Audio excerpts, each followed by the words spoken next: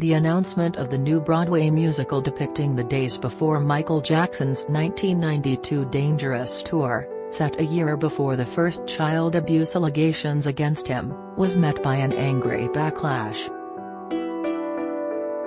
And following the opening night of the estate-produced show MJ, critics have homed in the show separating art from the artist and conveniently ignoring the child sex abuse allegations that overshadowed Jackson's career. Despite living in the age of cancel culture, celebrities including Michael's children Paris, 23, and Prince, 24, director Spike Lee and broadcaster Tamron Hall flocked to Theaterland to watch the show's premiere, begging the question, why hasn't Jackson been cancelled yet?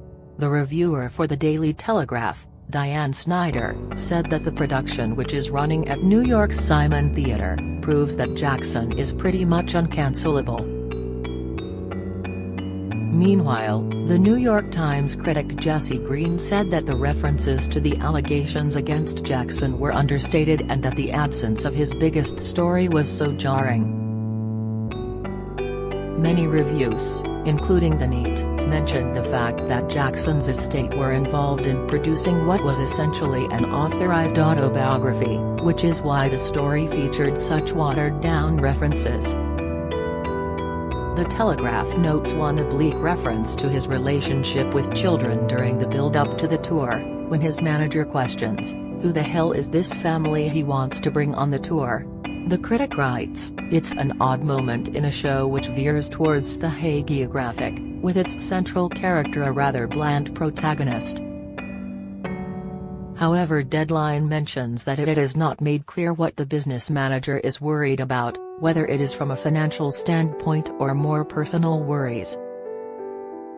Adding, within the musical's universe, the closest MJ comes to confronting the topic is a vague reference to a family being invited on tour with the singer, but even that comment is open to interpretation. Is the business associate raising the issue merely worried about the expense of additional people on tour, or is he fretting about putting a young boy in such close proximity to the star?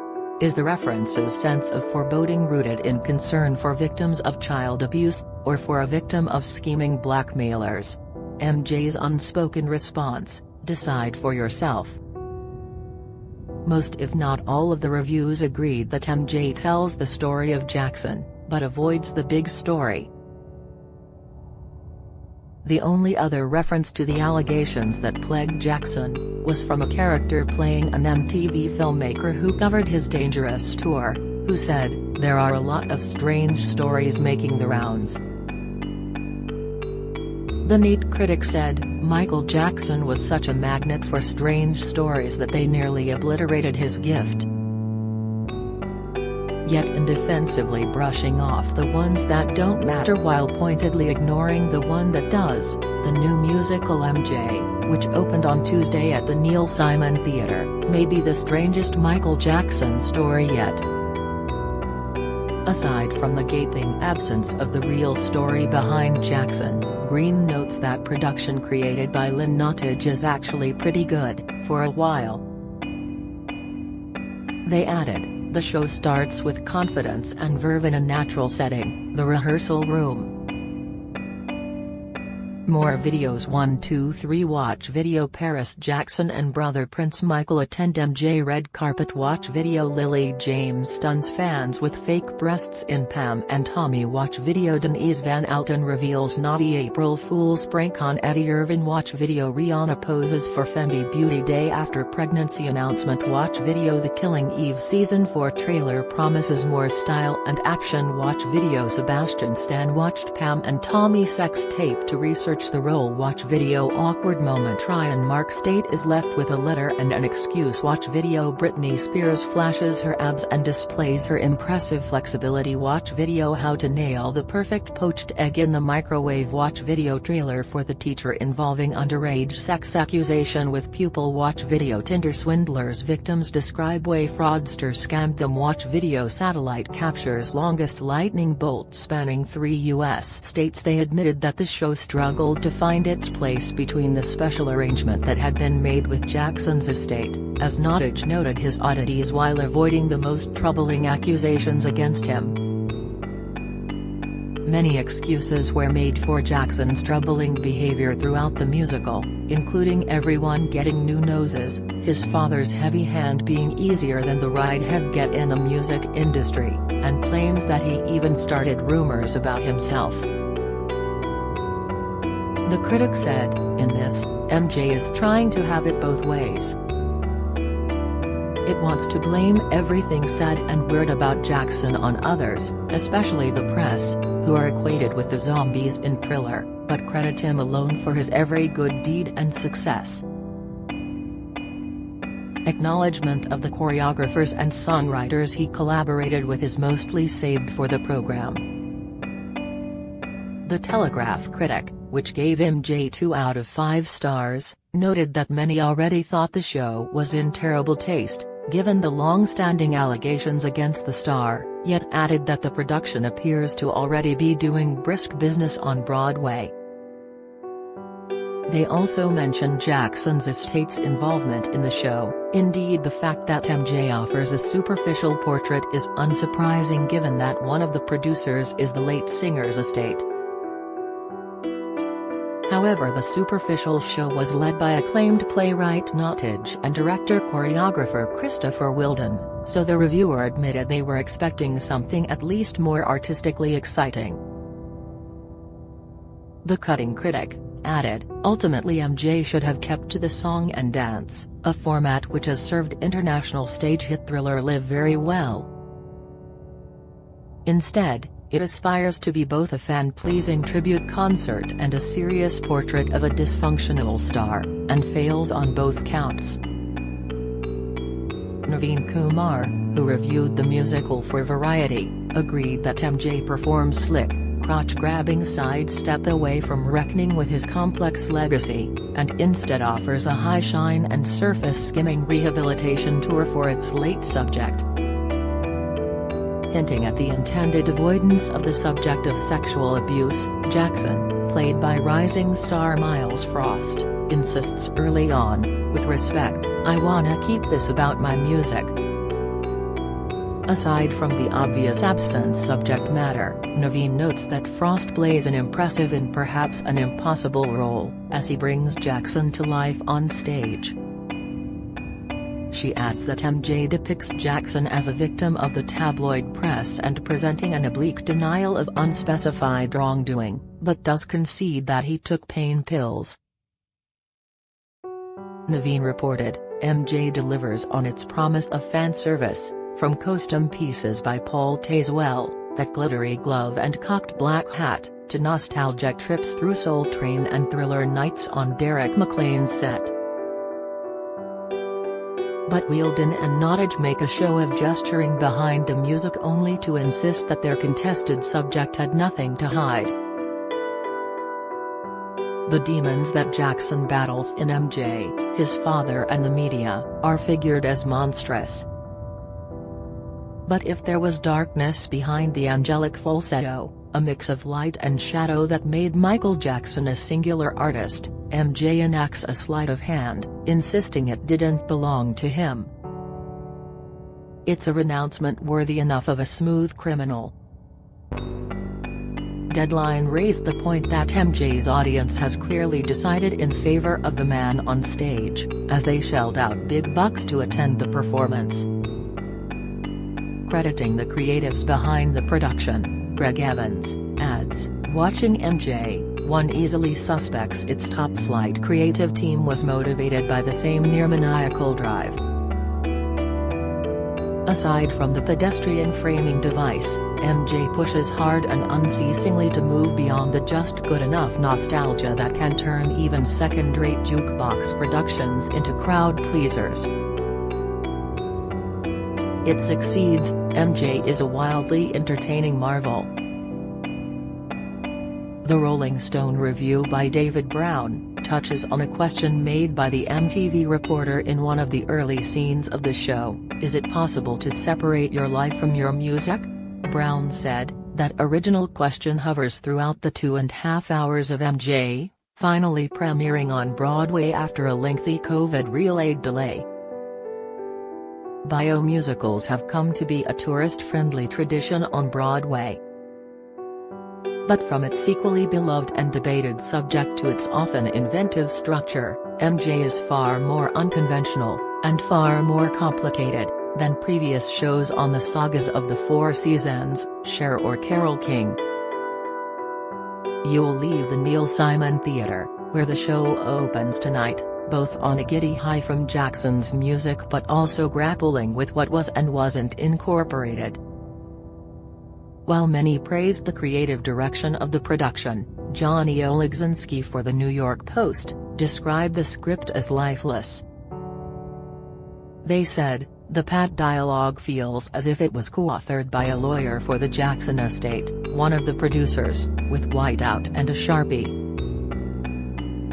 When Miles Frost, terrific, isn't speaking in hokey motivational phrases, an elephant is always ready to go because he sleeps standing up, Hess giving Big P.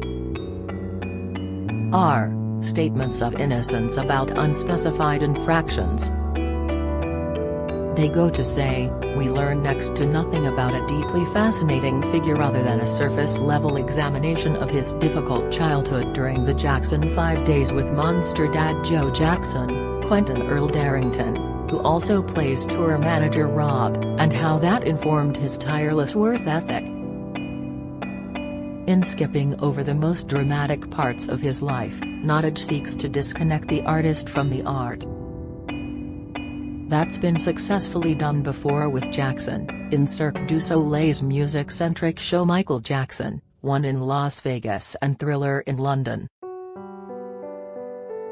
The musical, which began previews on December 6, is set the year before allegations against Jackson emerged in public, but well after he'd met at least one of his accusers.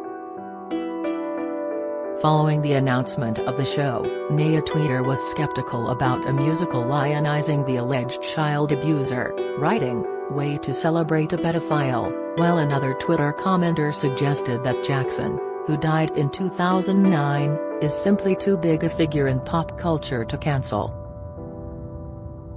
Flip-flopping, playwright Nottage first told Daily Mail that she believed Safechuck and Robson were telling the truth, but later told the New York Times, "I cannot 100% say so." Meanwhile, Nottage has flip-flopped on whether she believes the claims Jackson is an abuser, saying she felt two of his accusers were truthful in 2019, only to query whether their claims were accurate in a separate interview weeks later. In 1986, the singer met James Safechuck, a 10-year-old boy who appeared with him in a Pepsi ad. Safechuck would later go on to recount his allegations of sexual abuse against the pop star in the HBO documentary Leaving Neverland. By 1993, a year after the Dangerous tour kicked off, Los Angeles police was already investigating claims that Jackson molested 4 children. It is produced by Jackson's estate and Columbia Live Stage and features 37 songs from the singer's iconic catalog, though it mostly focuses on the music up to the Dangerous tour. The show is very much anchored in one particular moment in time, Wheeled Untold Playbill in 2018. I always bring up the fabulous movie that Spielberg made about Lincoln. You take one key moment, I suppose, in the history of someone's life and then sort of use that as an anchor point for past storytelling and, perhaps, some kind of prophecy of what's to come. We'll be doing that with this story. It stars Frost as Jackson and Quentin Earl Darrington as Joseph Jackson. Frost joined the cast in June after Ephraim Sykes left to film a movie, according to Deadline. Tickets for the show range from $59 to as high as $225 for orchestra seats. In 2019, Nottage told the Daily Mail that she believed Safechuck and Wade Robson, who detailed his allegations alongside Safechuck in the extensive HBO documentary, were telling the truth. but just days later she queried the veracity of men's allegations in a separate interview. Speaking to the New York Times, she said, "Were they ultimately telling the truth? I cannot 100% say so, because I'm not judge and jury, and it's not my place to do that." During the course of the 4-hour film, Chuck and Robson offered explicit details about the years-long abuse they say they suffered at the hands of Jackson, during which the singer would allegedly gain favor with the boys' families by arranging for them to travel with him. The film accuses the King of Pop of even staging a mock wedding complete with vows and a diamond ring with Chuck. Wade and Robson both claimed they were molested by the singer in his expansive Neverland Ranch in Santa Barbara County, California. "Michael tried to penetrate me in my anus with his penis, trying for a while, and I guess was able to a bit, but it was really painful, too painful for me, so he stopped," Robson said, adding that he was 14 at the time. When asked if Jackson's estate would let her explore Jackson's life in full, Nottage said, "I hope so. I think it would be a dishonor to the complexity of who he is and the situation he was in, to gloss over everything. But how we do it, I don't know." Asked if he believed the allegations, director Wheeldon said, "The recent documentary is very believable, but our position in making this show is that we're trying to make a show that's balanced. So I don't know that I have a definitive answer for you." The pair told the newspaper that the singer's estate did not interfere in the writing process or prevent them from speaking about certain issues. The estate sued HBO for $100 million, alleging that the documentary violated a 27-year-old non-disparagement clause from a 1992 concert film from the Dangerous Tour, the same tour depicted in the new musical, according to NBC News. In December 2020, an appeals court sided with the Jackson estate and ruled that the dispute would have to be taken to private arbitration based on the contract. In August 1993, police found no incriminating evidence in Jackson's Neverland Ranch or in his Los Angeles home after they investigated allegations that he molested 4 children, including a 13-year-old boy called Jordan Chandler, according to NPR. The next month, Chandler's family sued, claiming that Jackson repeatedly committed sexual battery against the boy. Court TV later revealed that Jackson settled the suit for around $23 million, NPR reports. In 1994, prosecutors decided not to file criminal charges against Jackson in a case involving 3 boys because the primary alleged victim declined to testify. Police arrested Jackson on child molestation charges on November 20, 2003. He surrendered his passport and posted $3 million bail. He was indicted on 10 criminal counts, including child molestation, abduction, false imprisonment and extortion, but was eventually acquitted in 2005. He died in 2009 at the age of 50. His doctor Conrad Murray was later found guilty of manslaughter for prescribing Jackson the anesthetic propofol, NPR reports. Jackson's dedicated fan base, amassed over the course of a decades-long career that spanned 10 solo studio albums, has been known to go to bat for the late singer, criticizing those who bring up allegations of sexual abuse against him. "I would ask that the fans be respectful to the process, and trust us as artists," Nottage, the writer of the show, told The Times back in 2019. "And I do in some ways feel up to the challenge of telling this story, as scary as it is, because of the great divide that exists. But, in this day and age, I feel like if we as artists run away from complexity, then who are we? Michael Jackson's children Paris, 23, Prince, 24, and Blanket, 19, make it a family affair at star-studded opening night of Broadway's MJ, the musical in New York City. Michael Jackson's children Paris, Prince, and Blanket gave the seal of approval to a new show dedicated to their father as they attended the star-studded opening night of MJ, the musical at the Neil Simon Theatre in New York City on Wednesday evening.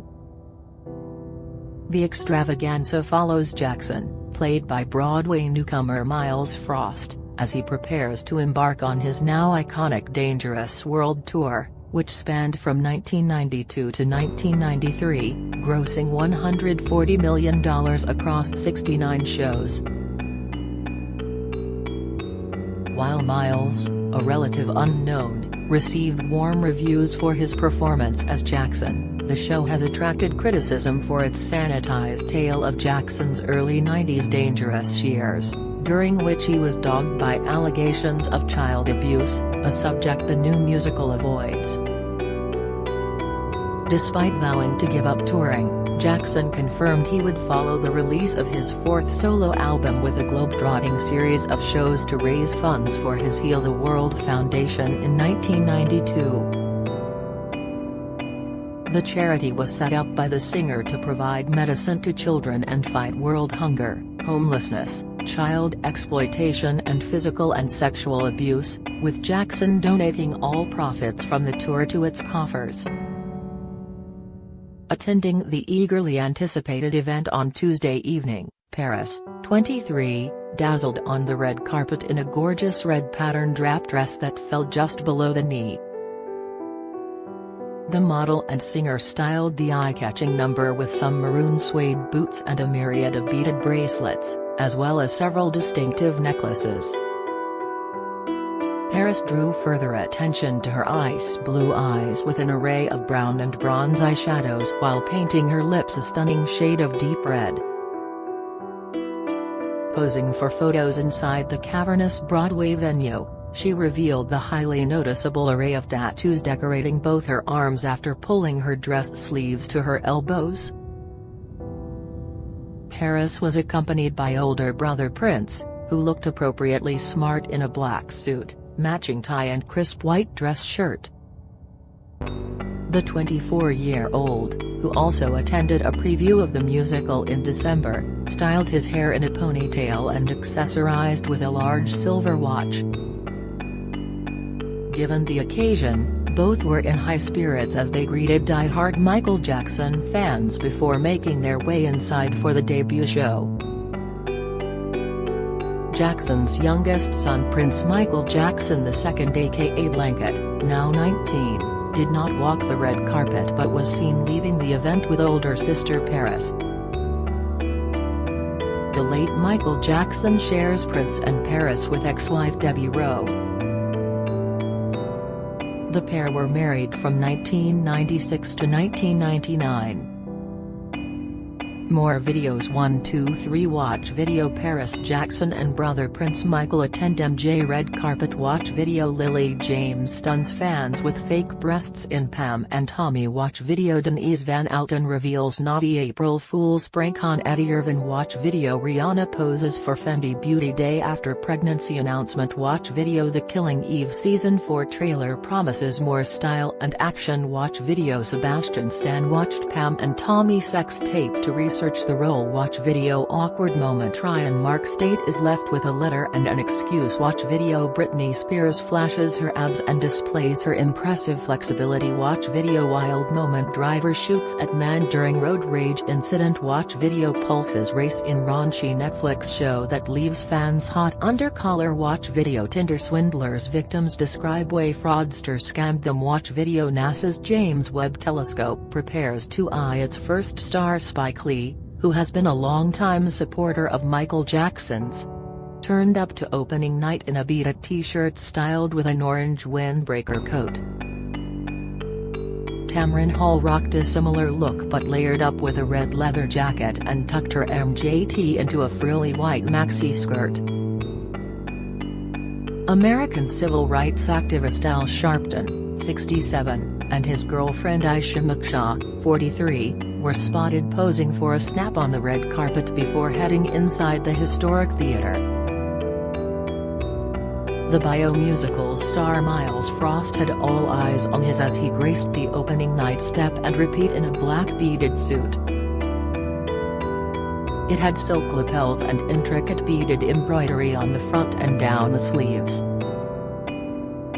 The Washington, D.C. native layered his gorgeous jacket over a black turtleneck top. Miles had diamond stud earrings in his ears and posed for shutterbugs in a pair of frameless shades.